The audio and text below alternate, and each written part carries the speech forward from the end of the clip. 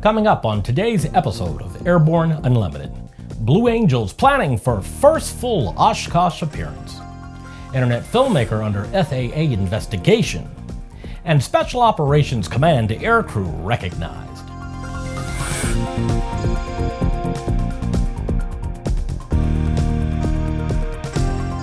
Hello, I'm Christopher C. Odom. It's May 31st, 2017, and this is Airborne Unlimited. Plans are solidifying in advance of the U.S. Navy Blue Angels' first full team performance at EAA AirVenture Oshkosh, with full demonstration times now set for Friday and Saturday, July 28th through 29th. The Blue Angels will fly their full practice show on Friday, July 28th, from 4 o'clock to 5 o'clock p.m. in the midst of that day's afternoon air show. On Saturday, July 29th, the Blues will fly the final act of the afternoon air show beginning at 5 o'clock p.m. On each of those days, special crowd lines will be in effect at Wittman Regional Airport. These crowd lines are generally similar to those in place for the Thunderbirds and Snowbirds performances flown previously. Blue Angels team members will begin arriving in Oshkosh as early as Monday, July 24th. On July 27th, several of the Blue Angels will make their site orientation flights over the airfield from 5 o'clock to 6 o'clock p.m. Two other Blue Angel team members will be making orientation flights over the field at 10 o'clock to 11 o'clock a.m. on Friday, July 28th, which will necessitate a TFR. This TFR will halt all normal AirVenture operations. Pilots planning to arrive or depart from Oshkosh on Friday morning, July 28th, should indicate that TFR in their pre-flight plans. An internet filmmaker has run afoul of the FAA for using a drone to capture some of his footage. The filmmaker is Casey Neistat, and he's reportedly no stranger to controversy. But in the video on which he made the announcement, he was doing a product review of the new DJI Spark. On his vlog, Neistat said, "There is one small problem with testing this, though, and that is that I'm under investigation by the FAA, and I can't fly in New York City anymore, because I don't want to get in trouble, and it's irresponsible, and you shouldn't do it either. So I've got to go somewhere that I can fly this thing safely." Of course, the FAA's investigation will probably more likely center around whether Neistat has made money with his drones without the benefit of a Part 107 license, though unsafe operation could also be a factor. It is unclear whether Neistat pays himself for the drone footage he captures, but he does receive income from advertising and YouTube AdSense payments. After the break, the Clarence Mackay Trophy is awarded. The Bristell Light Sport aircraft is what you are looking for. The Bristell is wider than a Cirrus, faster than a Skyhawk, offers more storage than a Husky, and comes standard with Garmin avionics. So what are you waiting for? Visit Bristell.com to find out how you can get into a Bristell today.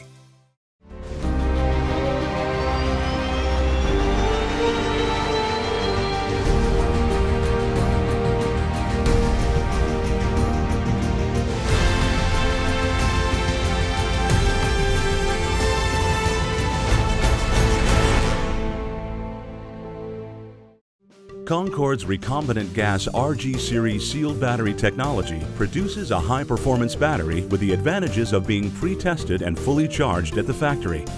Find out more about Concorde's entire line of batteries at www.concordebattery.com. Concorde, the heart of your aircraft. Welcome back. If you'd like to be a supporter of Airborne Unlimited, send an email to jim@aero-news.net. The Clarence Mackay Trophy is awarded for accomplishing the most meritorious flight of the year. This year, an AC-130U aircrew from Air Force Special Operations Command was honored. The entire crew was recognized for their valiant effort during a particular mission. The award citation reads, "While providing armed overwatch for an American and Afghan ground force, The friendly team was caught in a deadly ambush by a large insurgent force. The friendlies were engaged by small arms, heavy machine gun, and grenade fire from multiple defensive fighting positions.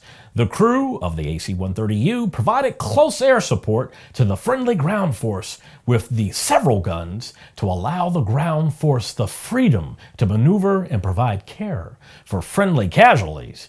In order to protect the ground team from enemy personnel, the crew expertly employed a gun at unprecedented 12 meters from the friendly personnel.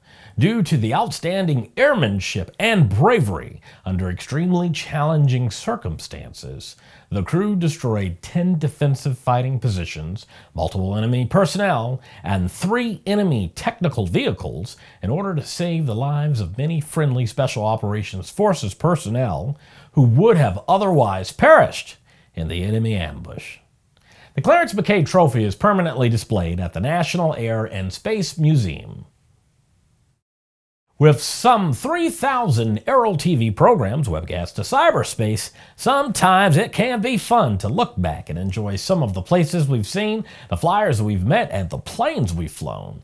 Here's a look at one of our favorite Aero-TV classic episodes. Okay, our share program is Bristell Shares, and we're offering it in Long Island, Lancaster, and the Villages. While at the DeLand Sport Aviation Showcase 2016, A&N News editor Tom Patton took the opportunity to talk with Louis Mancuso, the president of Bristell Aircraft. Tom picked up some information about their line of the light sport aircraft as well as a new program they are promoting. Search Bristell Shares, finding an affordable way into light sport aviation on Aero-TV's news channel. After these messages, NASA leadership praises Trump budget. There's a difference between charting a steady course and pushing for the ceiling. And for nearly a century, Hartzell Propeller has been defining that difference. It's in our passion for engineering and research and our dedication to testing the limits of performance. We are built on honor. We are Hartzell Propeller. The dream is real, a truly affordable personal jet aircraft. The Subsonics Personal Jet Kit is priced at only $42,000. Kit plus engine is still under $100K. Add instruments, upholstery, and paint and you're flying. It's time to put your money where your bucket list is. Learn more at sonicsaircraft.com. With so much news coming out of the aviation industry, we're summarizing a few of those other great stories in a brief segment we call Around the Patch.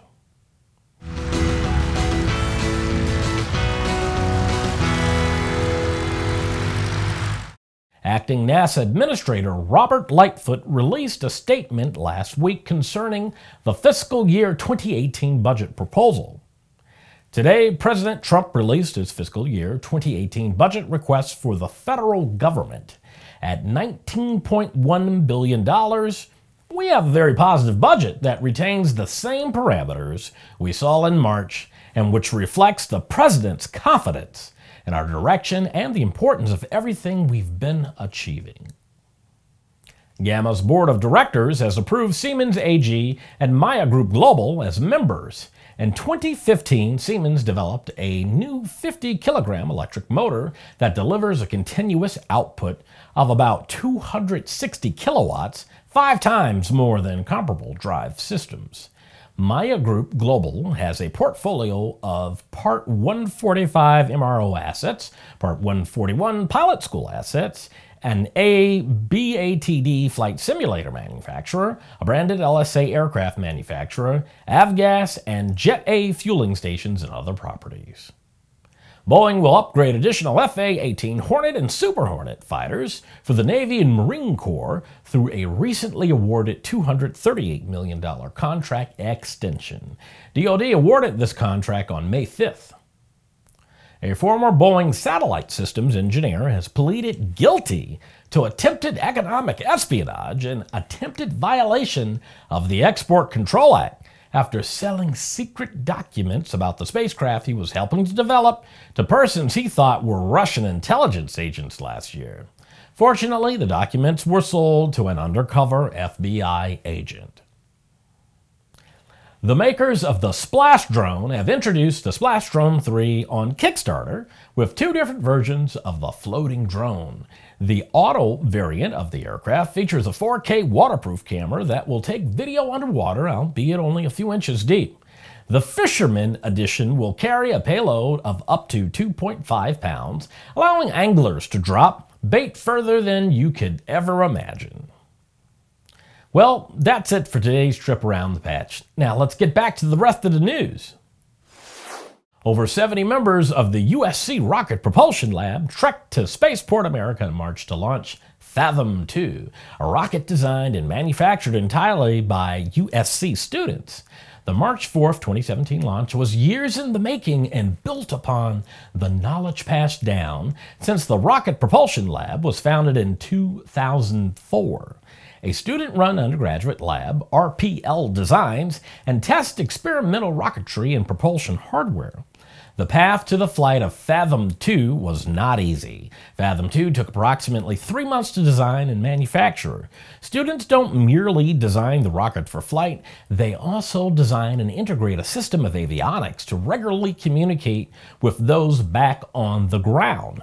When Fathom 2 launched at 9:20 a.m., it shattered the cinder blocks on the launch pad. After coming down under a parachute, Fathom 2 pinged the students, letting them know its precise location. It was recovered intact 6.8 miles away from the launch pad, later confirmed to have reached an altitude of 144,000 feet. It was the most successful launch in RPL's history. Well, that's our program for today. Remember that Airborne Unlimited stream daily, Monday through Friday, with additional breaking news bulletins for important stories that fall outside of our normal deadlines. If you're watching us on YouTube, please subscribe, and do check us out on Facebook and Twitter. Get comprehensive, real-time, 24/7 coverage of the latest in aviation and aerospace stories anytime at aero-news.net. Keep flying. We'll see you Monday.